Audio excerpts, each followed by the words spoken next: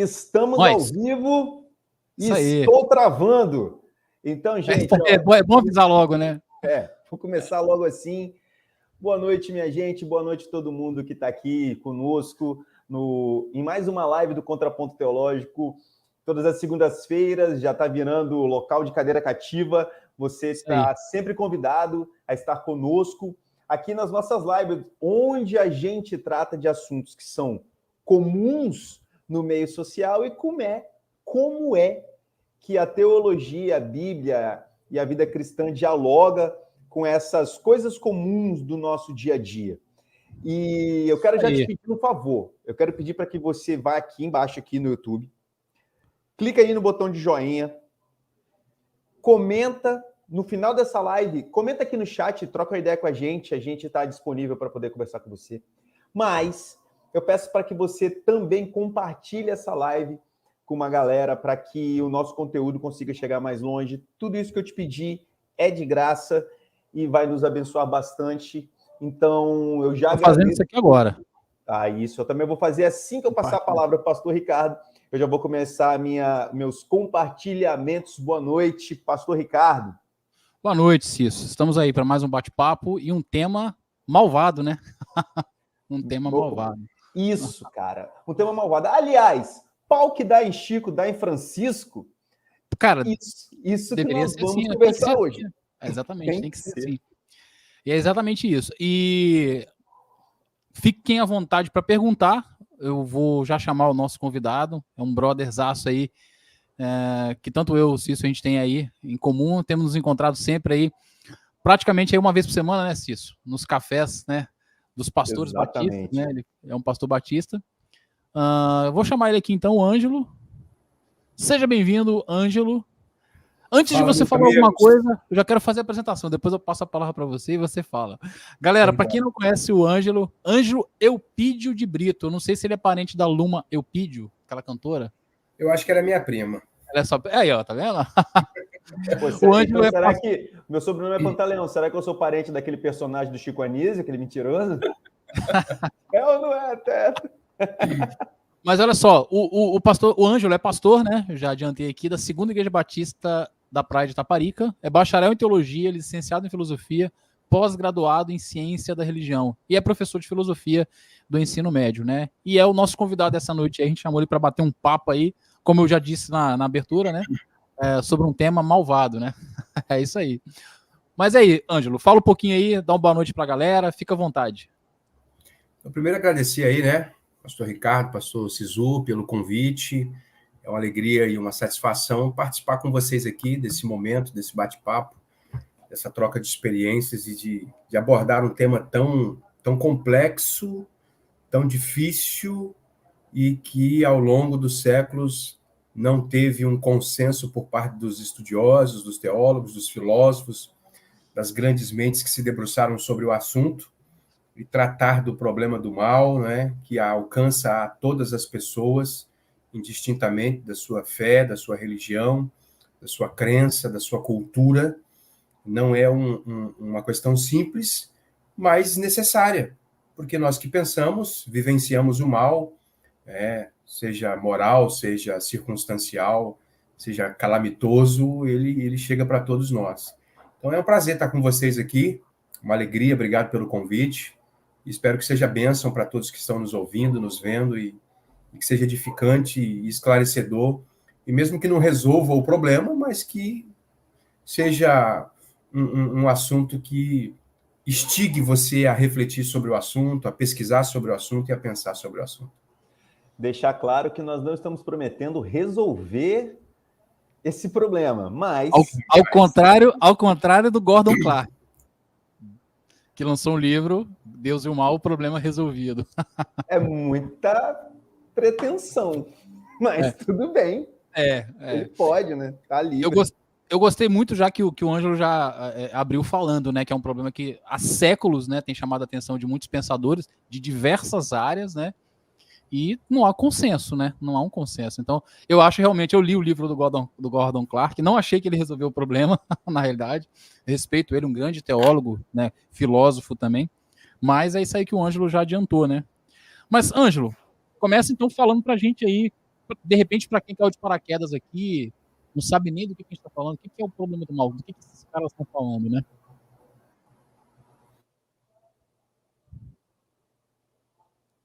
Travou?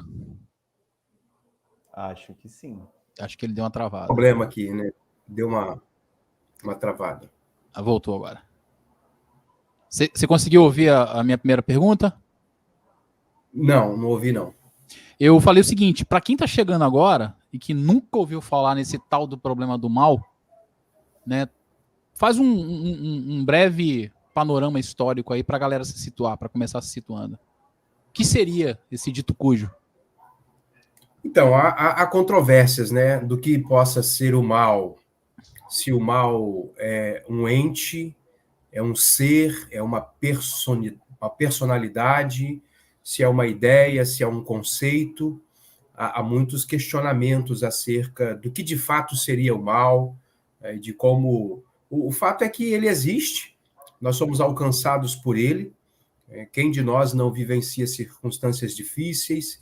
Quem de nós não passa por tribulações e adversidades?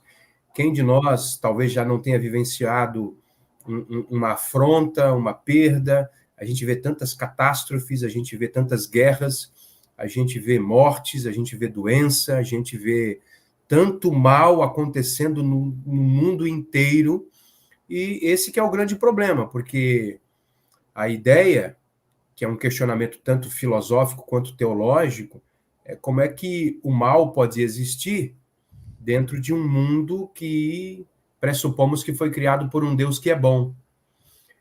E esse que é o grande problema, essa que é a grande discussão, e aí é um problema intelectual, porque até para a mente é difícil de você compreender isso.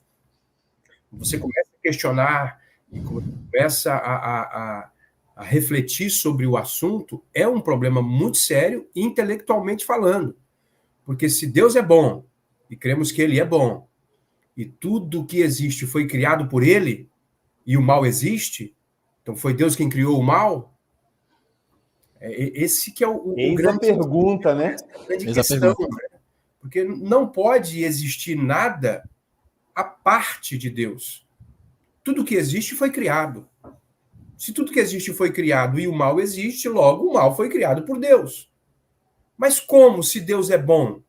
E se ele sendo bom, como que ele pode criar algo que é mal? Isso não contrariaria a sua natureza? Isso não contrariaria o seu próprio ser, não é? Então, esses que são os grandes dilemas e que nos levam a questionar e muitas vezes ficarmos sem respostas, muitas vezes. Uns ou outros aventuram a bater o martelo, a dizer isso ou aquilo, mas o fato é que é um grande problema. E não apenas um problema intelectual, como eu mencionei, mas também um problema emocional, porque a gente sofre, e não apenas intelectualmente falando, não apenas academicamente falando, pensando sobre o assunto, mas a gente sofre porque o mal bate na nossa porta. A gente adoece. A gente tem pessoas que são acometidas de crimes. A pessoa é assassinada na porta da casa da gente, na rua.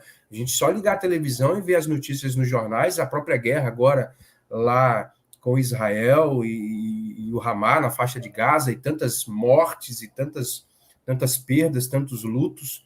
Então, esse é um problema que está aí posto diante de nós, e como seres pensantes que somos, automaticamente a gente vai questionar e vai querer entender, né? Todo indivíduo que tem um mínimo de curiosidade e quer entender e compreender o mundo à sua volta, ele vai fazer essas perguntas, né?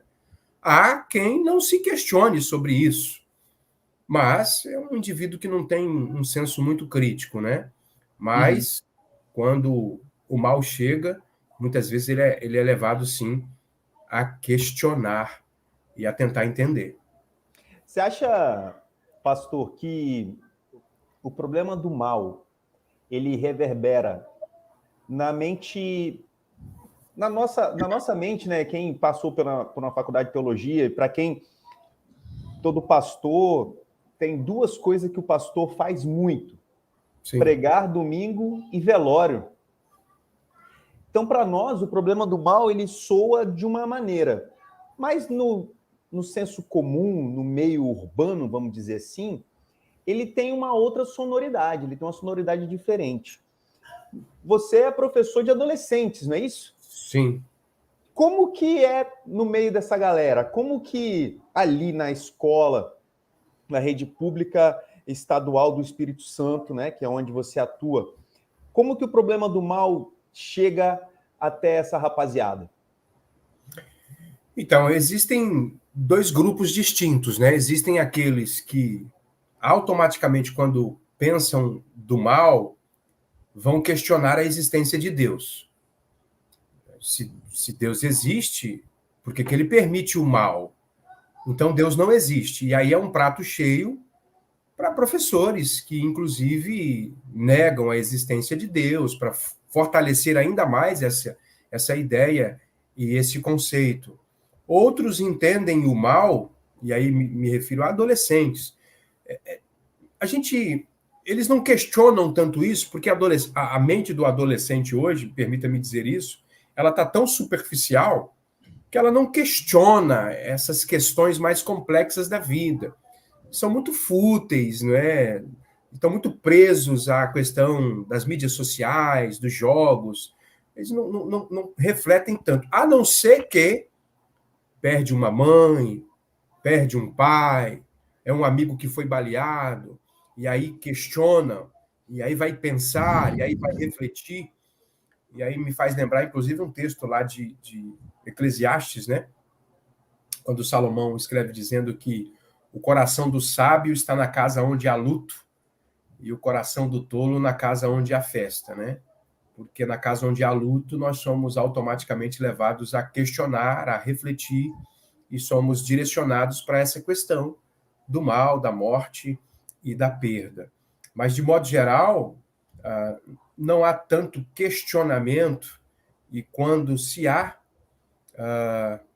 vai se questionar a questão de Deus e do porquê. Se Deus existe, por que o mal? Aí uns vão trabalhar... Principalmente porque o mal comigo, né? Provavelmente, como você afirmou aí, né? E é normal, a gente percebe também nas nossas igrejas, percebe na rua, que o Instagram, e não necessariamente o Instagram em si, mas essas mídias sociais de vídeos curtos e sensações violentamente rápidas, elas parecem que conseguiram minar o poder de reflexão, né? O poder de uma análise de fatos, análise de conteúdo e percepção do redor, né?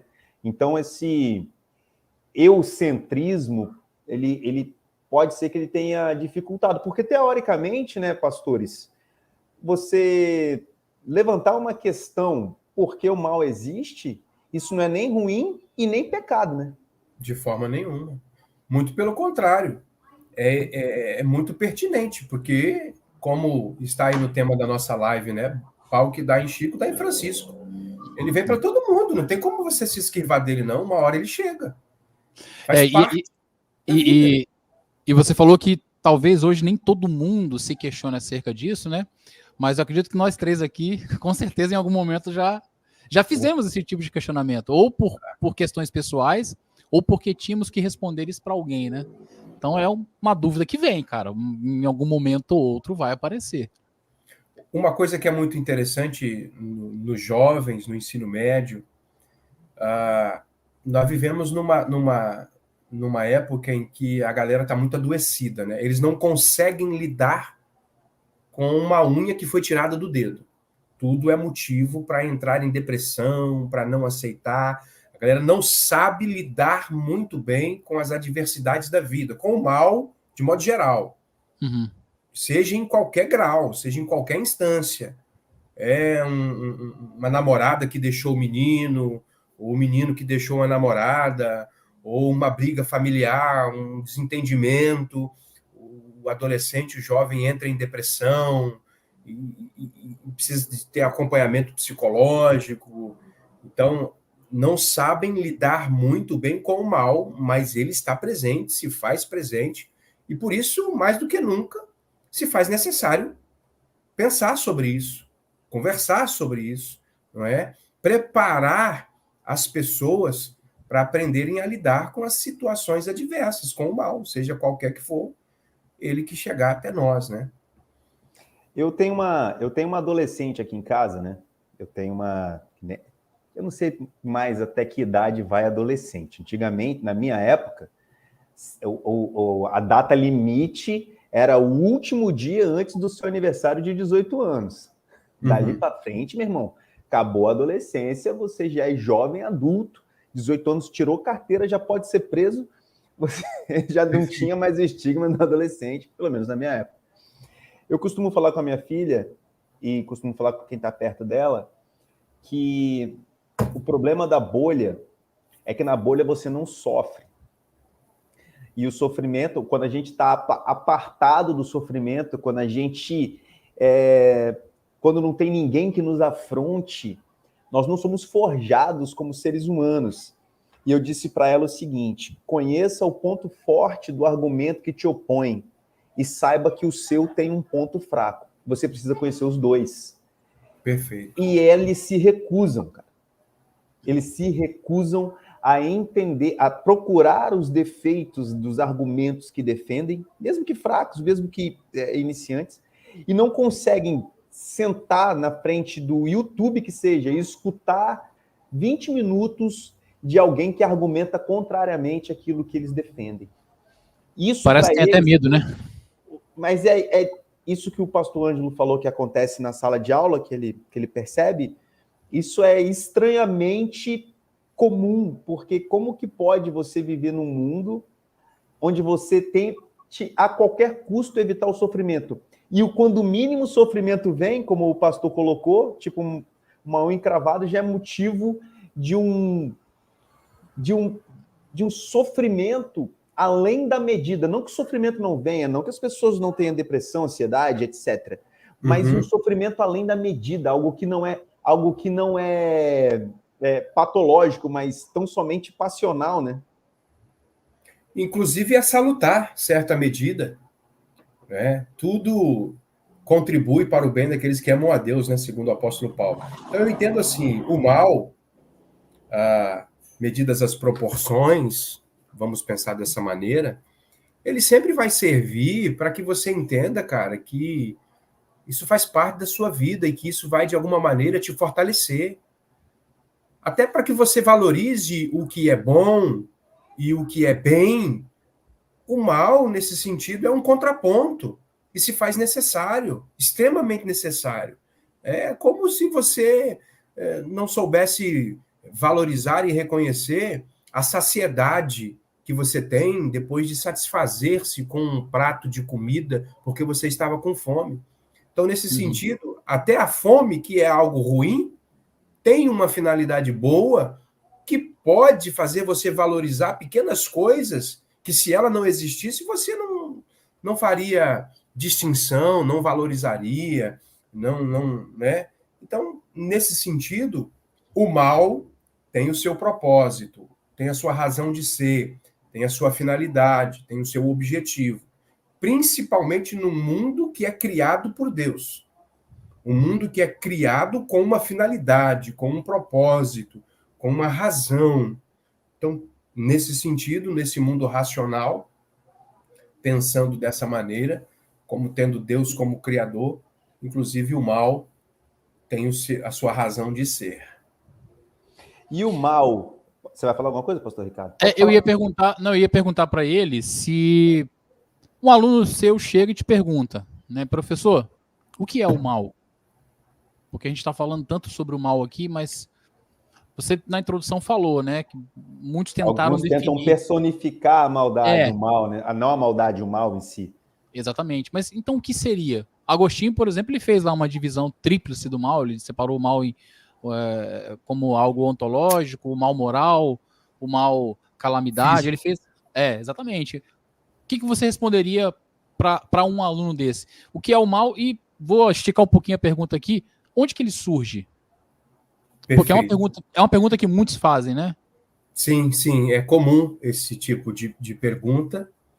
E é claro que dependendo do pensador e do teórico que você se fundamentar, né? Mas olhando para para a Escritura, olhando para a Bíblia, pensando de maneira teológica, e até mesmo, me permita dizer, filosófica, racional, porque dentro da minha cabeça não tem condições de alguma coisa que existe ter surgido do nada. O nada não pode gerar alguma coisa. Se alguma coisa existe, é porque essa coisa foi criada por alguém que já existia. E aí a gente vai chegar nas teorias da causalidade, do arquê, dos pré-socráticos que discutiam. É claro que para eles o arquê ou o arqué, né, seria algo que compunha o mundo físico. Mas até mesmo para eles tinha que ter algo que era a origem de todas as coisas. Daquilo tudo veio. Então aquilo seria eterno. Então, partindo do pressuposto de que é Deus o Criador, e ao mesmo tempo entendendo que o Criador é bom, porque Deus é bom, logo ele não poderia ter criado o mal enquanto ente, enquanto ser. Então eu penso que o mal, a princípio, é uma ideia, é um conceito. É Deus quem diz o que é bom e o que é mal. Então, quando a gente olha no relato do Gênesis, ele cria o homem, coloca ele no jardim do Éden, planta um jardim, coloca o homem ali e coloca duas árvores, a árvore da vida e a árvore do conhecimento do bem e do mal. E Deus diz, olha, você pode comer de todas as árvores livremente, mas a árvore do conhecimento do bem e do mal você não pode comer. No dia em que você comer, você morrerá. Então, aí está o mal conceitual. É Deus quem conceitua, é Deus quem diz o que é e o que não é. Agora, isso vai ser personificado através de um ente. Sou eu e você que vamos, tendo esse conceito, decidir se vamos fazer ou não. E, nesse sentido, o mal se torna objetivo, concreto. Então, para mim, olhando nesse sentido, o mal é um conceito, é uma ideia que se personifica e se concretiza através de escolhas de seres volitivos que decidem sim ou não. Nesse sentido, o mal entra na história da humanidade, lá no Éden, quando o homem e a mulher comem do fruto proibido. Então, o mal ali, ele toma contornos práticos. Mas não foi Deus quem criou o mal no sentido prático. Deus criou o mal no sentido conceito, ideia. Não sei se me fiz entender, mas a princípio é assim que eu penso. O William Lane Craig, ele argumenta que a maldade ela é um conceito antagônico. Eu tô reformulando a fala dele, que é muito maior. Parafraseando. Parafraseando, porque ele tem um livro, Apologética Contemporânea, é um livro interessante, um pouco denso, mas ele diz que Deus é um parâmetro. Não, vamos lá, hein, gente? Coloquem algumas aspas nisso, por favor. Deus é um parâmetro. Então, ele, dentro dos atributos de Deus, os parâmetros dele são postos. Então, o mal, a maldade, a imoralidade, a amoralidade, seja lá qual for, ela só pode ser observada porque existe um parâmetro de bondade. Então, Deus não é o criador da maldade, mas ele é o parâmetro da bondade, da moralidade em sua essência eterna e perfeita. Deus, ele é bom em todos os seus atributos e perfeito em todos eles. E esses atributos passam por ser o sarrafo, o nível e o parâmetro de comparação. O oposto a isso é maldade, imoralidade, depravação e outros pontos que a gente observa e vê que está destoando daquilo que se espera. Porque a moralidade, segundo Craig, a moralidade, a verdade e a bondade é algo que se espera automaticamente. E toda vez que você se depara com algo que é o oposto disso, isso te causa algum tipo de estranhamento. Porque Deus é o parâmetro da bondade eterna, né? perfeito. Eu concordo, mas não sei se de repente não entendi perfeito. Deus é esse parâmetro, mas o outro, ele precisa ter a ideia do contrário. Eu não vou descobrir o mal depois de tê-lo feito. Eu já preciso ter a ideia conceitual. Então, lá no Éden, Deus disse, isso aqui é bom. E isso aqui é mal. Ele não apenas apresenta o bom e o mal como sendo o contrário daquilo. Ele diz, olha, isso aqui, ó, você não pode fazer isso aqui, você não deve fazer isso aqui é mal. Isso aqui é bom. E aí o homem, então, tendo esse conceito claro e definido na sua cabeça, ele escolhe, ele decide. E, infelizmente, ali decidiu pelo mal, que a princípio era conceitual e que agora se torna prático e se personifica, né, no comportamento do homem, no comportamento do ser. E aí a gente já entraria na questão, né, até da ontologia caída, do ser ontológico, que se torna caído a partir daquele momento e que vai alcançar toda... Mas, enfim, inclusive, penso eu, que até isso fazia parte dos planos de Deus. Olhando do ponto de vista humano, o mal começa ali. Mas se a gente for pensar no mundo angelical, porque, logicamente, a gente vai ter que falar de Satanás. Logicamente. E Gênesis fala, né, da serpente, que era mais astuta, né, do que todos os animais. Exatamente. A astúcia já é tem pecado. livro... Alguns teólogos afirmam que a astúcia ali já é um apontamento de pecado. Tem um livro apócrifo, não canônico, né, que eu li há uns anos atrás, cara, que, assim, indico a leitura, não é canônico, não é Bíblia, não é revelação de Deus. Mas é conhecimento, é livro, é informação, é leitura, Exato. É estudo, é tudo isso aí. E muito bom. É o pseudoepígrafo de Gênesis, segundo a tradição, escrito por Melquisedeque, segundo a tradição judaica, a mitologia judaica, enfim. E, cara, o livro... Rapidinho, gambiarra, né? Porque na época de Melquisedeque nem tinha escrito. Pois é. É por isso que é um pseudepígrafo, né? É uma falsa escrita atribuída a Melquisedeque. O fato é que no livro, é um livro poético, numa leitura muito poética, e te prende a leitura. Você começa a ler, cara, não dá vontade de parar, não, porque é muito envolvente a leitura. E ele vai falando sobre a criação do Éden, mas do Éden celestial. Do Éden celestial.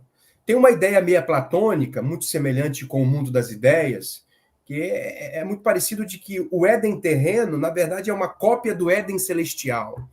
Então, a princípio, Deus criou o Éden celestial, e lá no Éden celestial, na eternidade, ele criou os anjos. Dentre os anjos, ele criou um mais belo entre todos eles, chamado Lúcifer. Aí já é medieval, né? E Lúcifer é latim. E Lúcifer era o portador da luz. E o que é o portador da luz? A luz ali como sinônimo de conhecimento.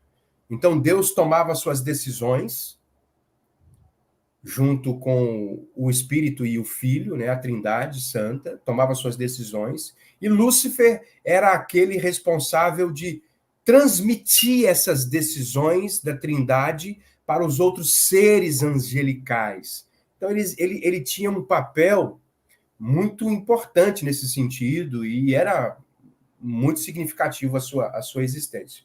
E o fato é que, segundo o livro, Deus chega para esse anjo, né?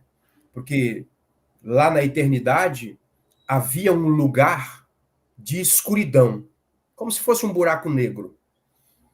E ninguém sabia o que era. Mas Lúcifer, com curiosidade, queria saber o que era aquilo. E ele perguntava para o Criador do que se tratava, mas o Criador nunca respondia. Nunca respondia. E o Criador foi vendo que a curiosidade foi tomando conta do coração desse anjo, e foi vendo o declínio dele, mas sem fazer nada, só observando. E no determinado momento esse anjo então mergulha nessas trevas, nessa escuridão, e ali ele se contamina com o mal. E a ideia desse livro é que o mal na região celestial, entre os seres angelicais, se inicia ali. E aí ele promove uma rebelião com outros anjos que vão se levantar contra Deus e tudo mais. Ele vai ser expulso lá desse Éden celestial. Então, é um livro apócrifo, para quem gosta de ler, é uma dica bem interessante. Massa. Deixa eu só dar dois boa noites aqui, a Dara e o Augusto. São minhas ovelhas lá da igreja. Muito bacana. Bom. Obrigado a presença de vocês. Boa noite também. Deus abençoe vocês, dê muita paz. Se quiser mandar pergunta, fiquem à vontade. Peço para que vocês, por favor, compartilhem essa live com mais, pelo menos 5 pessoas. Diga que a gente está ao vivo, resolvendo o problema do mal. Marcos Lisboa também acabou de mandar aí um boa noite, Marcos. Vamos resolver o problema do mal, né? Vamos tentar resolver o problema do mal aqui agora. Agora. Jó! Jó é um livro que, certa vez, eu estava conversando com um pessoal lá na igreja que eu faço parte, na igreja que eu congrego, Fé para a Vida Toda. Eu não sei seu nome, mas o que é Teodiceia? Então, Jó. Aí, eu vou deixar para o nosso convidado responder Teodiceia, mas já que a gente está falando de Jó, já que eu comecei a falar do livro de Jó, dá para a gente começar a avaliar isso. Quando o pessoal me pergunta sobre maldade, eu digo, eu sempre de forma, a gente não tem que ser raso nas nossas respostas, mas a gente sabe que nem sempre a gente pode ter muita teologia para dar respostas. Aí eu disse que o livro de Jó é um livro onde Deus nos mostra que não é porque você é bom que coisas ruins não acontecerão com você. O livro de Jó seja excelente e prepare-se para os dias maus, porque o nosso Deus é soberano sobre tudo, e do jeito que o sol nasce para todos, dias de trevas e tempestades também vêm para todos. Mantenha-se firme na fé. É a resposta que eu dou, geralmente, eu citando Jó, geralmente, para quem não está sofrendo, eu dou essa resposta. Fé para Toda a Vida, como é que é seu nome? Eu acho Fé para Toda a Vida muito legal. É um canal. Ah, é? É um canal Fé para Toda a Vida? Fé para Toda a Vida. Muito bom, então. Legal. A galera que está aí vendo, vai lá no canal Fé para Toda a Vida, já dá uma curtida. Sejam bem-vindos aí, galera do canal aí. Meu irmão Robson Amorim. Robson, um abraço, muito obrigado, Robson. Não esquece de dar um botãozinho de curtir aqui. Se puder compartilhar nosso conteúdo, fico agradecidíssimo. Show. Então vamos lá, Teodiceia é um assunto muito simples de se resolver, coisa pouca. Até 00:40, acho que a gente consegue explicar a introdução de Teodiceia. Então, é a ideia, né?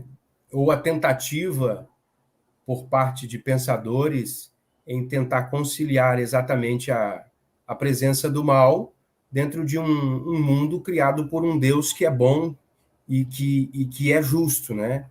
E, diante dos males presentes no mundo, qual que é a finalidade, qual que é o objetivo do mal?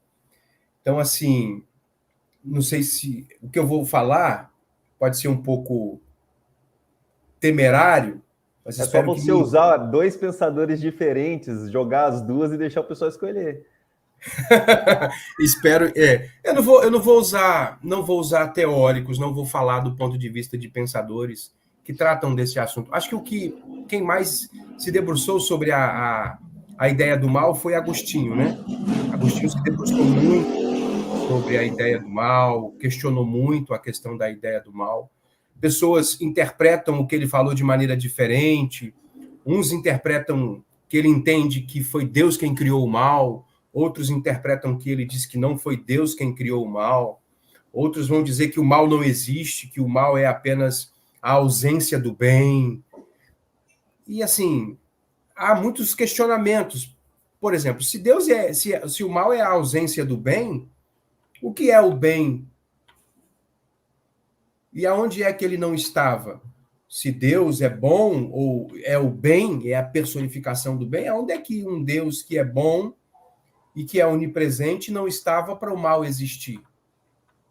Então, assim, na minha cabeça, esses argumentos não fazem muito sentido, pensando na ideia de que Deus é onipresente, está em todos os lugares ao mesmo tempo, não se faz ausente em lugar nenhum, para que esse tipo de argumento de que diz que o mal é a ausência do bem se justifique. Então, para mim, não faz sentido. Claro, tem gente que defende, talvez vocês mesmos possam pensar dessa forma, entender dessa forma, ou eu ainda não entendi qual que é, de fato, esse conceito de que o mal é a ausência do bem. Mas pensando em que Deus é o bem, não faz sentido. Por exemplo, eu costumo dizer que Deus, inclusive, está no inferno. Sim. Ele está em todos os lugares. Ele é o Senhor do inferno. O inferno é dele. É dele, não é do diabo. Não é? As pessoas têm gente, pensamento quando alguém ele não tomou. Você até sei que você vai falar. Quando alguém chegar para você e falar bem assim, que Deus tomou a chave da morte do inferno da mão de Satanás, ele não leu o texto bíblico. Ele tem a chave da morte do inferno, é dele. Como é que você vai prender alguém e dar a chave da cadeia pro cara? Não existe. Deus seria um idiota. Inclusive, pensando nesse sentido, o mal nunca deixará de existir. Se você considerar que nós somos batistas, nós não acreditamos em aniquilacionismo. Jamais. Se você entender que aqueles que os condenados, o choro e o ranger de dente, são atos eternos, é isso. Perfeito. Exatamente essa é a ideia. Ele jamais deixará de existir, porque o Senhor condenará o mal no inferno e ele existirá eternamente, né? Então, nesse sentido, posso dizer, como eu estava dizendo, que é meio temerário o que eu iria dizer, Deus é o criador do mal em que sentido? O criador do mal no sentido conceitual, não no sentido prático. É ele que diz o que é e o que não é. É ele que define os termos. É ele que diz o que vai acontecer se você fizer isso e o que vai acontecer se você fizer aquilo. É ele que apresenta os caminhos e define claramente uma coisa da outra. Até porque se ele coloca o que é obediência, está implícito o que é desobediência. Perfeito. E não só árvore, você tem uma árvore que aponta para a maldade, é porque o conceito, a ação da maldade ainda não estava nessa criação e nesse jardim que estava no Éden. O ato maléfico não existia, mas estava possibilitado a existência. A possibilidade da existência ela já estava envolvida. Esse é um outro problema para se refletir. Porque ao mesmo tempo que estamos falando de um Deus que é onipresente, estamos falando de um Deus que é onisciente. E que conceitua as coisas, tanto uma quanto a outra, mas sabia que aquilo que ele definiu como mal seria realizado. Então ele faz a coisa, vamos pensar no ser humano, não é? Passível de fazer aquilo que é mal. E não só faz passível de fazer aquilo que é mal, mas sabia que faria aquilo que é mal. É difícil abordar essas coisas, porque a gente pode ser mal interpretado, mas a gente está falando aqui como pensadores, né? Que questionam, que são livres. Graças a Deus o pensamento é livre. Graças a Deus. Mas, assim, mesmo assim, são coisas complexas. É claro que quanto mais você se debruça sobre o assunto, por mais complexo que fica, chega um determinado momento que, ainda que você não tenha uma resposta, mas você consegue assimilar. Então, eu comparo da seguinte maneira. Imagine você que é um pai, e você tem lá um filho, e você tem uma 380. e você pega essa 380, chega pro seu filho e fala, tá aqui, meu filho, ó, isso aqui é uma 380, é uma pistola, nem sei quantas munições cabem numa 380, não sei se é 20, se é 22, mas aqui tem 22 balas, 20 balas, se você puxar o gatilho, você pode matar alguém ou você pode morrer. Eu vou deixar aqui, mas eu não quero que você mexa. E sai e vira as costas. Aí daqui a pouco você escuta um tiro. Pô! Aí você volta e vê o menino morto. Caramba, você não falou para o menino não mexer? Tá, mas no caso, pensando friamente, Deus sabia que o menino ia mexer. Deus sabia que Eva ia comer. Deus sabia que Adão ia comer. E mesmo assim colocou lá. Foi permissão? Foi decreto? Foi uma vontade permissiva? Foi uma vontade decretiva? Mesmo que tenha sido permissão, ele sabia. Uhum. E mesmo aquilo que é permissão, tem o consentimento. Até porque o cordeiro foi imolado na eternidade, né? Exatamente. Então tudo fazia parte de um plano eterno de Deus.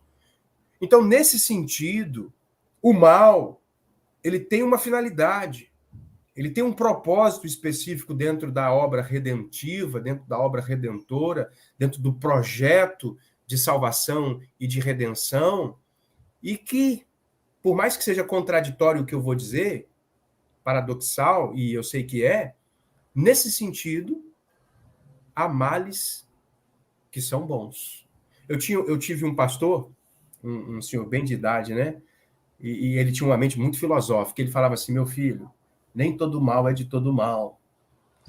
Boa. E nem todo bem é de todo bem. Eu conheço muitos, já participei de alguns. A gente aqui está falando, então, vamos lá, teodiceia. Teodiceia, a palavra, é mais ou menos como se fosse uma... Se você colocar uma odisseia como uma aventura, a gente não pode usar a teodiceia como uma aventura divina, uma aventura de Deus. Mas se você colocar essa palavra odisseia, como um movimento, aí você pode entender como se fosse um movimento de Deus. Existem alguns teóricos, alguns que são conhecidos como calvinistas, outros são conhecidos como arminianos, que eles tentam... Tem os amiraldistas, esse eu não vou nem falar, e também tem os molinistas, que esse também eu não vou falar aqui agora. Vamos ter um momento para apresentar todas essas correntes de pensamento, mas o calvinismo e o arminianismo, eles são mais famosos. A corrente arminiana diz que existe, de fato, um livre-arbítrio, e que Deus criou, permitiu a queda e providenciou a salvação para todos, chamou todos à salvação e elegeu os que creram. Ou seja, o processo divino, ele está diretamente ligado à liberdade humana em responder ao chamado divino. Os calvinistas, eles se dividem em dois grupos, e aqui que está a questão, que são os supralapsarianos e os infralapsarianos, o Robson. E aqui que está a grande questão que o pastor Ângelo está falando, porque os supralapsarianos, eles acreditam, eles defendem que o primeiro ato de Deus, antes da criação, foi eleger e reprovar. Então, Deus já cria o mundo com seus eleitos e com os não eleitos. E a queda é um decreto, não só uma permissão, é um decreto de Deus para que Deus providencie a salvação para todos esses que são eleitos. E o chamado é eficaz. Né? Deus providencia a salvação para os eleitos. O infralapsariano, já esse decreto acontece depois da queda. Então Deus cria e permite a queda e elege os seus e tem os seus eleitos. Aqui que está, então, esse nó que o pastor Ângelo ele apresentou aqui para a gente. Que é um outro nó que ninguém consegue resolver. É um nó muito difícil de desfazer. É muito difícil de desfazer. Como o pastor Ângelo falou, Deus é onisciente. E eu até exageraria que nós estamos num movimento de livre pensar aqui. Deus, ele não é só onisciente, porque a onisciência, a onipotência, a onipresença de Deus, elas são categorias de sua divindade, mas também tem a categoria de soberania. Nada acontece sem que a potente mão de Deus não esteja, de algum momento, envolvido. Então, quando a gente fala da Teodiceia, a gente está realmente apresentando, de alguma forma, e o Jonas Madureira tem se esforçado muito para tratar esse tema ultimamente. Nós estamos falando de um Deus que é totalmente bom, perfeitamente amoroso, ele é mais que perfeito em todos os seus atributos e que ainda assim, permite, decreta, aí você vai ver qual é a melhor linha que você quer defender, fique à vontade, permite, decreta ou a partir da queda decreta que a maldade é uma possibilidade humana. E a possibilidade, aqui que está a grande questão, a possibilidade de pecar do ser humano era uma possibilidade óbvia. O ser humano pecaria. Contudo, alguns pensadores dizem, bom, só há como amar se eu puder não amar. E pecar é não amar a Deus. E Deus não nos criou para que nós amássemos obrigatoriamente a Ele. E é isso que, no final das contas, faz com que a maldade seja quase que essencial, como o pastor Ângelo disse, para que a gente viva, de fato, uma vida vivida para Deus. Porque nisso, eu sabendo do tamanho da minha depravação, eu consigo caminhar em direção à santidade. Eu sei que eu resumi muitas teorias aqui, e eu recomendo que se pesquise um pouco sobre elas, para ler um pouco mais, se envolver um pouco mais em todos esses argumentos. Mas a Teodiceia, ela é um assunto que demanda algum bom estudo, mas é um assunto muito bom de se estudar. Com certeza. Eu tenho uma pergunta aqui. Não sei se tem mais alguma coisa para falar dentro disso, Ângelo. Se tiver... Não, eu só ia indicar um livrozinho do Agostinho, né? Escravo-arbítrio, ou de servo-arbítrio. Excelente, eu tenho ele. Que ele trata um pouquinho dessa questão e desse dilema aí. Foi um dos livros que eu usei, inclusive, para preparar na época o meu TCC. Legal. A gente tem uma prática aqui no canal, de sempre que a gente vai citar alguém que, porventura, costuma pregar heresias, a gente cita o nome. A gente não tem problema nenhum em citar o nome. Então eu vou fazer isso, não se assuste, né? Tem um pregador muito famoso na internet, chamado Victor Azevedo, você já deve ter ouvido falar. Sim. Ele, em uma de suas lives, eu não sei se foi uma pregação, alguma coisa assim, tem o vídeo no YouTube, é bem fácil de encontrar, ele afirmou que Deus não é onipotente, Deus não está no controle de tudo, né? Ele disse, eu não lembro exatamente a frase, né, literalmente, mas ele disse que se Deus estivesse no controle, não teria fome, não teria estupro, não teria Covid. Inclusive, se eu não me engano, essa fala foi feita na época, né, quando estourou a questão da Covid, e ele fez essa afirmação, né? Um pregador evangélico, alguns dizem que ele é pastor, não sei se realmente ele é um pastor, se ele foi ordenado, Dito mas evangélico, eu colocaria aí. Você percebe claramente, eu sei que ele tem muito seguidor, muitas pessoas, o canal dele é gigante, muita gente segue ele no Instagram, a mesma coisa, ele prega para uma audiência muito grande, mas você percebe claramente um teólogo, bem ou mal ele faz teologia, né? Até não fazer teologia é fazer teologia, segundo o R6 Pro, né? Então ele faz teologia. Não querer fazer, né? O R6 Pro fala isso, não fazer é fazer teologia. Todo mundo é um teólogo, né? Todo mundo é teólogo. No livro dele, Somos Todos Teólogos, ele fala acerca disso. Então, ele faz teologia. A teologia dele, na minha opinião, tem muitos problemas. Eu estou citando aqui apenas uma delas. Essa, em específico, mostra a dificuldade que ele tem de compatibilizar o mal com Deus Todo-Poderoso, né? No aspecto prático, agora falando como pastor, né, como que a gente consegue fazer isso? Num aconselhamento pastoral, né, com as ovelhas, numa pregação, enfim, numa aula de EBD, quando alguém pergunta como é que eu consigo compatibilizar, né, um Deus Todo-Poderoso com o fato de haver mal no mundo. Se eu for pensar do ponto de vista filosófico, eu também poderia ter chegado a uma conclusão como essa. Mas, se eu for pensar do ponto de vista escriturístico, da palavra de Deus, da Bíblia Sagrada, eu já tenho parâmetros para poder direcionar e conduzir um aconselhamento nesse sentido. O grande problema desse questionamento, que ele é muito mais filosófico, é a ideia seguinte: se Deus ele é onipotente, se ele é onipresente, e se ele é bom e amoroso, cara, nesse momento, ele está diante de uma mulher que está sendo estuprada. E realmente, nesse momento, muitas mulheres estão sendo estupradas. Muitos crimes estão acontecendo, hediondos, terríveis. E Deus está lá, contemplando. Ele é onipresente. E, ao mesmo tempo que ele é onipresente, ele é onipotente. Ele tem o poder de impedir.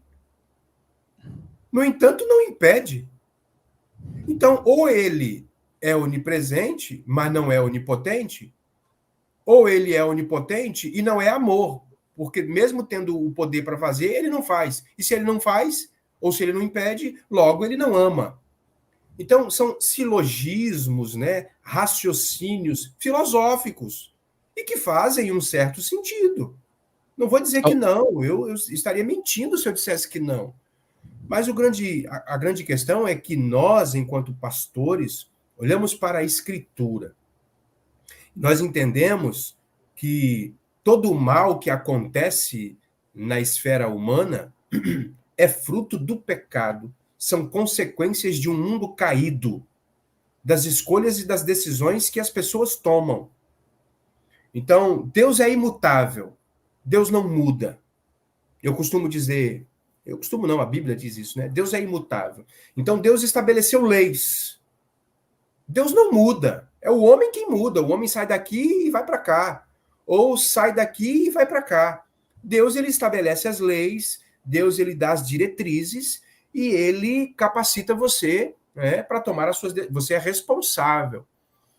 Não vou trabalhar a questão aqui do livre-arbítrio, né, dentro de um homem caído, apesar de certa medida poder usar ou não, mas eu prefiro usar o termo livre-agência. Você é livre para agir, você é um homem moral, toma decisões e faz escolhas. Então, eu trabalho na ideia de que, cara, as pessoas fazem decisões, as pessoas tomam suas decisões, fazem suas escolhas, escolhem fazer o mal ou não fazer o mal, mas o fato é que todo esse mal pode fazer com que você se volte para o bem, que é Deus, o Todo-Poderoso, e que vai enxugar dos nossos olhos toda lágrima. Um dia tudo isso vai acabar. O mal será varrido da humanidade. E esse mal aponta para um bem maior, que é Jesus Cristo. Efésios vai dizer que todas as coisas, sejam nos céus e na terra, convergem e apontam para Jesus Cristo. Então, nesse sentido, eu vejo que o mal... Cara, vou pegar aqui eu tive um filho, né? Na verdade, tive 3 filhos. Mateus, o Davi e o Isaac. Mateus, Isaac e Davi. O Isaac, meu filho do meio, ele morreu com 9 anos de idade. No colo da mãe, dentro do ônibus. O Isaac nasceu cego dos 2 olhos. Não gerou o globo ocular. O Isaac nasceu com hidrocefalia, líquido no cérebro. O Isaac nasceu com a fenda palatina, aquilo que eles chamam de lábio leporino. Não tinha nariz, era aberto, o céu da boca, tudo aberto. Uma orelha era colada, a outra só tinha uma pontinha, e nasceu faltando 2 costelas de um lado. Quando o Isaac nasceu, o médico deu 3 meses de vida para ele. O Isaac nasceu, viveu 9 anos, e não foi fácil. Muitas cirurgias, muitos tratamentos, viagens para São Paulo, para Bauru, num hospital chamado Centrinho. Ele fez cirurgia, tirou carne da nádega, fechou o céu da boca, fez o nariz, colocamos prótese nos olhos, para o buraco, né, do globo não fechar, porque, segundo os médicos, haveria possibilidade de fazer me fugiu o nome aqui, um transplante de olhos nele, e ele vinha enxergar, porque ele tinha sensibilidade nas córneas da visão. Quando acendia a luz no escuro, ele piscava, né? Ele tinha sensibilidade. Cara, quando você olha para um negócio desse, olha que dor, olha que sofrimento. Mas o quanto o Isaac foi um instrumento de Deus para trabalhar a minha vida e a vida da mãe dele. O quanto Deus ministrou a nossa vida, ainda que em meio a dor e sofrimento. Eu digo a você que está aqui me ouvindo, nos ouvindo, o Isaac foi um grande instrumento de Deus, inclusive para me direcionar na minha conversão, na minha experiência com Jesus, a me fazer voltar para Deus e buscar em Deus. E na medida em que você olha para as Escrituras, e aí é uma questão de fé, é uma questão de... Isso para mim é libertador. Descansar num Deus que sabe todas as coisas, que não te explica todas as coisas, mas num Deus que é soberano e que está no controle de todas as coisas. O grande problema é que muitas vezes eu quero estar no controle. Eu quero ter as respostas para tudo, eu quero saber os porquês para tudo, os praquês para tudo, e eu não sei. Então, para mim, é muito mais, e olhando para as Escrituras, entender que Deus tinha um propósito na vida do Isaac, um propósito, uma razão pela qual ele nascesse daquele jeito. É claro, se você for olhar do ponto de vista genético, nós tivemos respostas. Ah, foi uma má formação congênita. A mãe precisava tomar uma vacina, porque ela era do sangue O negativo, eu sou do sangue B positivo. Quando o sangue B positivo fecunda o útero do O negativo, o organismo entende aquele sêmen que foi ali depositado como um corpo estranho e vem para matar como uma autodefesa.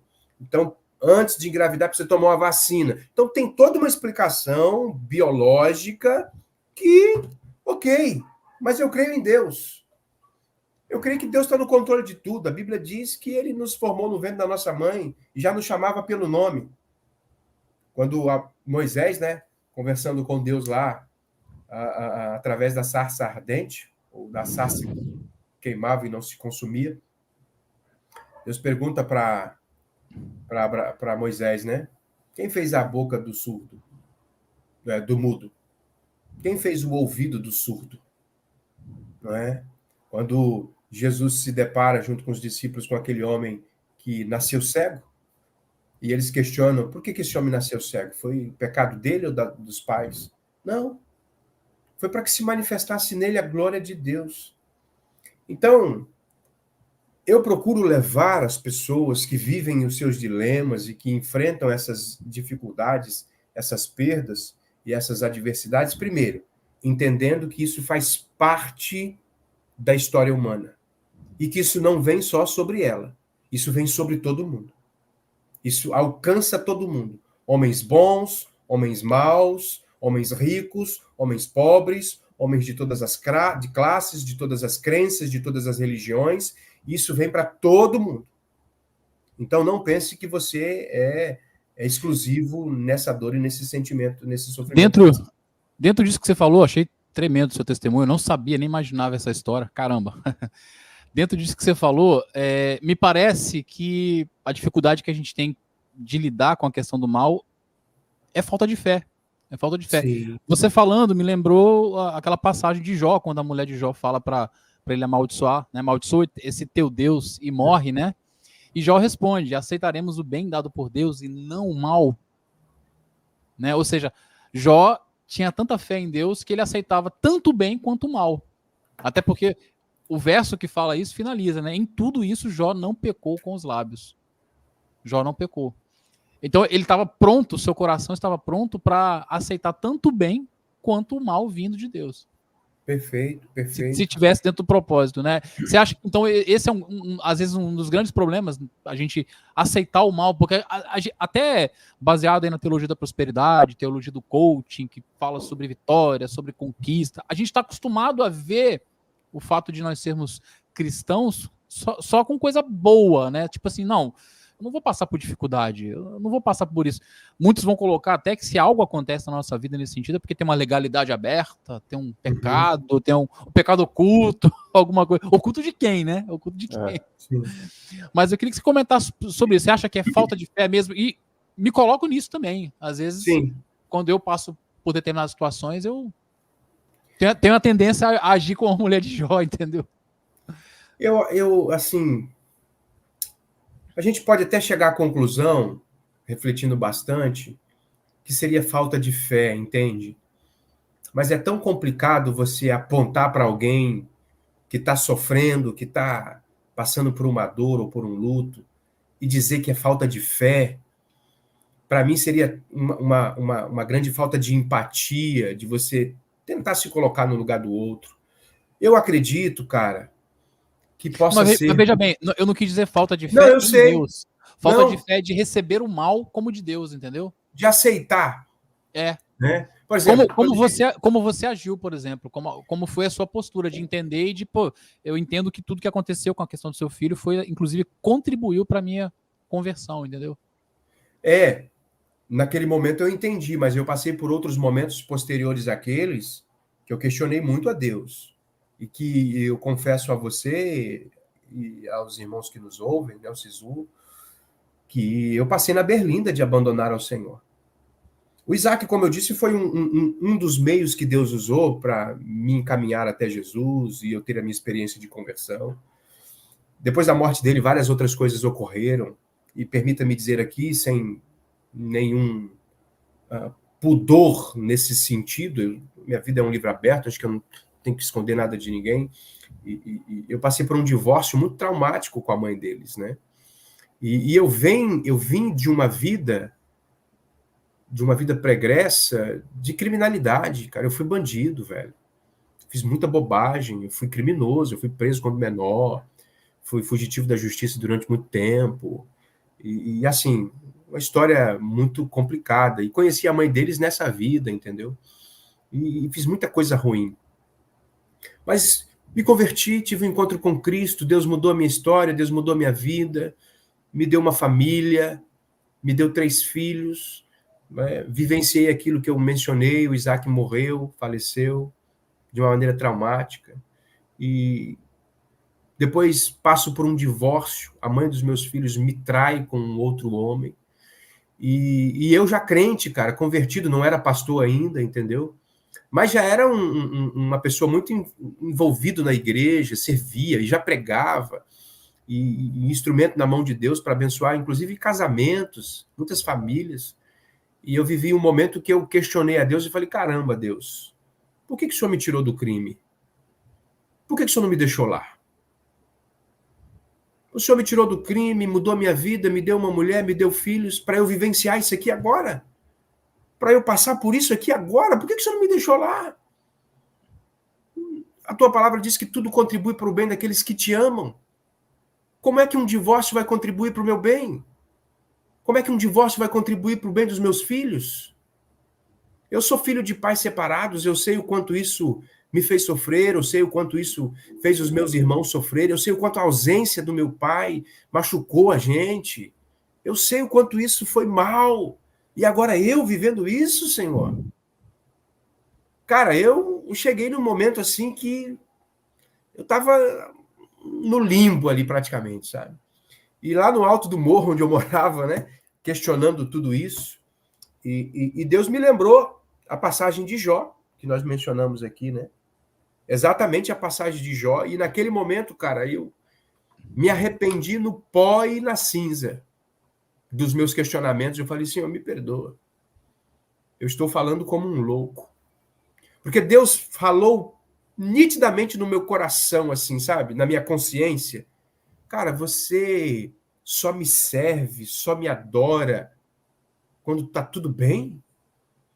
Quando sua família está estabilizada, quando o seu casamento está do jeito que você quer, quando a sua vida está do jeito que você quer, é isso que te estabiliza diante de mim? É isso que te fundamenta diante de mim? É isso que te leva a me adorar? Cara, quando eu refleti sobre isso, naquele exato momento ali do meu auge do questionamento, eu me arrependi tão grandemente, velho. Pedi perdão ao Senhor, sabe? E Deus restaurou meu coração, restaurou a minha mente. Cara, não restaurou o casamento, não. A mulher foi embora. Casou com outro cara e foi embora. E eu fui morar com meus 2 filhos, peguei a guarda dos 2 e fui morar com os 2, porque ela entrou com um processo de litígio e eu não queria, porque eu lutei pelo casamento. Eu falei, cara, eu perdoo, vamos virar a página, eu prego o perdão, eu prego a reconciliação e eu quero me submeter a isso. Mas em contrapartida, a outra parte não quis e entrou com um processo de litígio e no dia da audiência, a juíza me pressionando para assinar, eu falei, eu assino, mas com uma condição, eu quero os meus filhos. Eu quero a guarda dos meus filhos. Para onde eu for, os meus filhos vão comigo. Então, assim, existem situações, e aí me permita-me dizer, sem querer ser pentecostal nesse sentido, que eu acho que é fruto de revelação, cara. É fruto de um agir sobrenatural na vida de Deus, de Deus na vida de pessoas, através de circunstâncias, que vai levar você a ter uma maturidade, a um descortinar das Escrituras, que vai levar você a de fato descansar em Deus. Todo cristão é chamado a descansar em Deus, a confiar em Deus, mas por razões que estão além da nossa compreensão, da nossa capacidade, nem todos vão conseguir chegar, vão entender isso, e alguns vão, né, se revoltar contra Deus. Mas para mim, olhando inclusive para as Escrituras, descansar em Deus é um nível de fé que todo cristão é chamado a alcançar, e que as adversidades da vida são meios e instrumentos, muitas vezes, que Deus vai nos levar até para que a gente chegue nesse nível, até para que a gente vivencie isso. Eu sempre costumo dizer isso. Todos os problemas da vida, por piores que sejam, todos os males da vida, por pior que sejam, são oportunidades que Deus está dando a você e a mim de vivenciarmos o evangelho na prática, de sairmos da teoria que a gente ouve domingo a domingo, em culto de culto e ensino, e a exercitar aquilo que a gente ouve, aquilo que a gente lê. Porque se não for, o nosso evangelho é um evangelho de conveniência. É um evangelho, assim, muito superficial, não é? Cara, é fé. No final de tudo, vai desaguar na fé, na confiança de que Deus é soberano, de que Ele sabe de todas as coisas, de que Ele tem o melhor para nós, ainda que aos nossos olhos aquilo não seja bom. Ele diz que tudo contribui para o bem. E se Ele diz, está dito. Acabou. Pastor, disso tudo que você falou, a gente poderia ficar aqui mais um bom tempo conversando, mas já estamos com quase 1h10 de live, uma conversa muito boa, mas eu não tenho como não tocar num ponto aqui agora. Não tem como não tocar num ponto. Você disse que no momento do sofrimento, você fez uma oração a Deus, mesmo que você não tenha considerado isso uma oração. Uhum. Você falou, vou te largar, velho. Eu recomendo isso para as pessoas próximas a mim.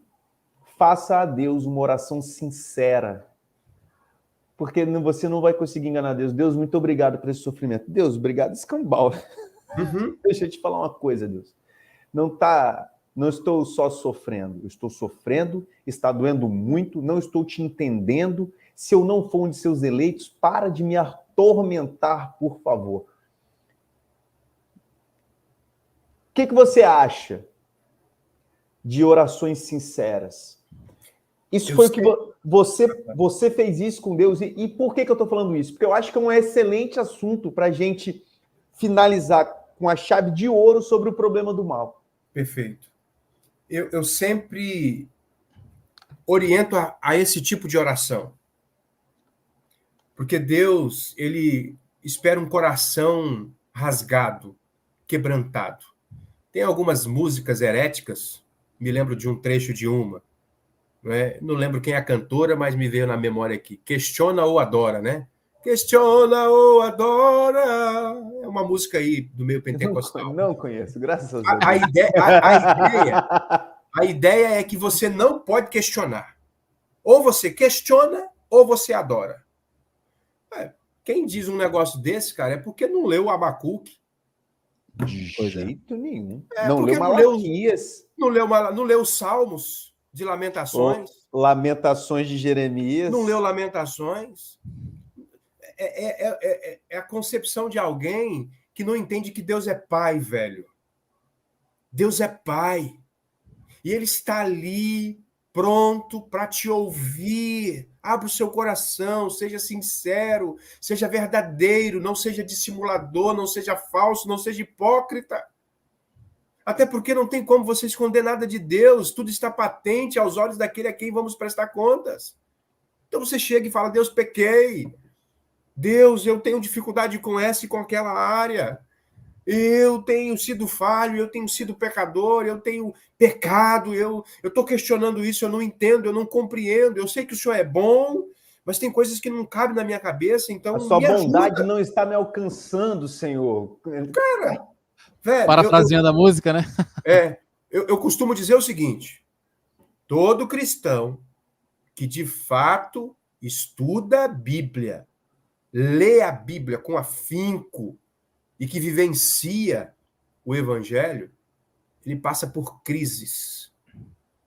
Cristão que não passa por crises na fé ainda é um cristão menino, muito imaturo.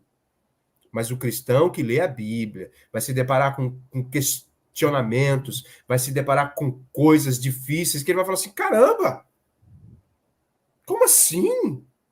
Não entendo. Não entendo. Eu, assim, soteriologicamente falando, eu vou confessar aqui, né? Sou calvinista. Isso é pecado. Sou calvinista. Sério? Sério. Não, mas nem sempre fui, velho. Nem sempre fui. Eu cheguei numa igreja batista que o pastor era arminiano. Eu nem sabia o que era calvinismo e arminianismo. Eu entrei em crise lendo Romanos. Lendo a Bíblia. E lê Efésios 1, o que você faz? Entendeu? Falei, cara, não eram gêmeos nem nascido, nem tinham praticado o bem ou o mal, para que o propósito de Deus, segundo a eleição, se realizasse, já fora dito a ela. Peraí, como assim? E você vai lendo o texto. E o questionamento aumenta mais ainda. E pode o vaso decidir... Exato. Aí vem um soco na boca do estômago, né? Quem és tu, ó homem, para discutires com Deus? Acaso o objeto pode dizer ao seu Criador, por que me fizestes assim? Não tem ele, não tem o olheiro direito do mesmo vaso fazer uns para a honra e outro para a desonra? Aí eu falei, tá, eu me rendo. Entendi. Eu me rendo. O problema é que a gente, com a mente finita que a gente tem, a gente quer tentar entender um Deus que é infinito, cara. É isso aí. Não cabe, velho. O Ângelo, o Luiz Saião fala o seguinte, ele fala que a nossa mentalidade ela é totalmente influenciada pela filosofia grega, a gente tem uma mentalidade também, né? A gente quer 2 mais 2 tem sempre dá 4, entendeu? E a mentalidade hebraica, ela aceitava as tensões. Aí a gente quer resolver todas as tensões, né, cara? É oriental. A gente quer resolver tudo, a gente quer encaixotar tudo, tem que ter resposta para tudo. E o judeu, ele aceita a tensão, aceita isso aqui, eu não consigo entender. Existem essas duas realidades, e tá aqui na Bíblia, tá na palavra. Né? A gente vai ter muitas situações dessas, né? Que a gente chama de antinomia, né? São duas verdades que aparentemente são irreconciliáveis, mas são verdades. Então, lá. Às vezes são dois lados de uma mesma moeda, né? Exato. Mesmo o arminiano... a gente quer tentar... Pode falar. Explicar um anulando o outro. Exato. Mas mesmo o arminiano, ele consegue compreender certas tensões a partir do momento de que ele percebe que ele tem uma liberdade e que ele sempre escolhe a maldade. Então, mesmo aquele que defende, que conhece o arminianismo, não estou falando os pelagianos, ou os semi-pelagianos, né? que não conhecem as obras de Armínio e tudo mais. Estou falando quem já leu Armínio e quem defende as ideias de fato desse pensador, o grande pensador. Sim. Vai saber que, no fim das contas, vai olhar para os céus e vai falar: Senhor, por que eu tenho liberdade e eu não sei usar? É também um questionamento válido. E, como você falou, quem nunca se questionou? Quem nunca lê um texto bíblico e fala: Senhor, isso aqui para mim é demais. Sim. Pedro precisou ser corrigido por Paulo, porque ele estava uma hora andando como os gentios, outra hora andando como os judeus, e Paulo fala: e aí, irmão? Essa crise aí, quando é que vai passar? Quando é que você vai amadurecer e entender que Deus disse 2 vezes para você: mata e come? E ele assume isso na carta. Ele fala: Paulo me corrigiu e eu estava errado. Então, ter crise de fé e fazer orações sinceras é justo. Jesus fez uma oração sincera: Senhor, passa de mim esse cálice se tiver na tua vontade. Mas se não tiver, manda, que eu domino, mato no peito e faço gol. Mas Jesus fez uma oração sincera enquanto homem, Jesus fez uma oração sincera. Senhor, eu estou sofrendo demais. Dá para ser diferente? Eu sei que não dá. Mas o meu coração de humano clama por isso. É isso aí. E no final das contas, né, cara, a gente tem a certeza e a esperança do que diz as Escrituras, de que o mal será varrido, que o problema do mal será resolvido pelo nosso Deus Todo-Poderoso, que é bom, e que enxugará dos nossos olhos toda lágrima. Não haverá mais morte, não haverá mais pranto, não haverá mais dor, porque todas as coisas vão passar e tudo se fará novo. Então é descansar nesta verdade, mas enquanto ela ainda não chega na sua plenitude, porque a gente poderia trabalhar na ideia do já e ainda não, mas enquanto isso não chega na sua plenitude, descansar em Deus e aprender a lidar com essas questões que são sendo empático, se colocando no lugar do outro e deixando que o outro vivencie as suas dores. Porque esse também é um outro problema. Muitas vezes a gente quer poupar o outro das dores. E isso não é, muitas vezes, salutar. Não é, muitas vezes, sábio querer poupar, seja quem quer que for, das dores que são normais da vida e do cotidiano de todo ser humano. Eu tenho que evitar dor e sofrimento aqui. A minha esposa acabou de mandar uma mensagem aí, ó. Falou que o tema é legal, falou que a live tá boa. Te amo. Mas que... Não, a gente está evitando o problema do mal aqui. É sábio fazer isso. Já mandou o recado aí, já. Tipo, estou aqui, ó. Tá, tô de olho. Ângelo, pastor Ângelo, cara, foi excelente, achei muito bom. Poderemos conversar aqui mais um tanto de coisa, cara. Foi sensacional. Eu agradeço demais a sua disponibilidade de falar do problema do mal. Agradeço também por você ter dado um exemplo tão pessoal, né? Um exemplo tão pessoal, tão rico e que demonstrou ser tão vivo na sua memória, né? Um exemplo com os detalhes dados foram detalhes que fizeram com que nós percebêssemos como que essa teodiceia, como que o livro de Jó se encaixou na sua vida, cara. Eu te agradeço pela confiança, né? Você disse que sua vida é um livro aberto. Sim. Mas você preferiu abrir aqui um capítulo dessa... Na verdade, você abriu 2 capítulos dessa vida. E, cara, eu te agradeço demais. Tenho certeza que a gente vai conversar mais vezes aqui. E, com certeza, cara, para mim foi excelente. Tenho certeza que quem assistiu essa live também achou muito bom. E se você está vendo agora gravado, eu também garanto que gostou demais. Cara, muito obrigado. Amém. É isso aí. Eu que Fica agradeço também o meu aí. agradecimento aí. Gostei muito do fechamento, né? Porque a gente saiu de uma parada mais filosófica, intelectual e foi para uma parada mais prática, né? Mais pastoral. Eu acho que é importante isso. A gente sempre tenta fazer isso aqui no canal, trazer o lado intelectual, filosófico, teológico, que a gente gosta disso pra caramba também. Sim. Mas tudo tem que culminar na prática, né? Na vida prática. E foi legal que a gente conseguiu fazer esse fechamento. E é isso. E é a primeira de muitas, né, Cício? Certamente. Amém. Obrigado, meus irmãos. Obrigado, Sisu. Obrigado, Ricardo. Agradeço a oportunidade de participar aqui com vocês. E contem comigo. Estou aí para poder servir. Eu acho que é para isso que a gente está aqui. Foi para isso que o Senhor nos chamou. Para sermos livros abertos, ainda que as críticas venham, ainda que os questionamentos sejam feitos. Mas eu sei que muitas pessoas elas são edificadas, são abençoadas. Nós não somos diferentes do que ninguém, não somos melhores do que ninguém, somos sujeitos às mesmas coisas e vivenciamos coisas que todo mundo passa, uns num grau maior ou num grau menor, e se a gente pode fazer com que as pessoas se identifiquem e sejam encorajadas, ainda que para isso a gente precisa se expor, a gente precisa fazer, sem medo e sem vergonha, para a glória de Deus. Para a glória. Obrigado, Deus abençoe vocês. Contem comigo, tamo junto. Amém. Você que chegou aqui até agora na live, não esquece do joinha, se inscreve no canal e deixa um comentáriozinho aí no final, isso vai nos ajudar para que esse canal possa alcançar locais diferentes, possa alçar voos maiores. Muito obrigado, gente. Boa noite.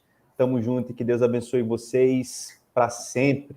Amém. Valeu! É isso aí. Abraço, Valeu. meus irmãos. Deus abençoe. Tamo junto. Tamo junto.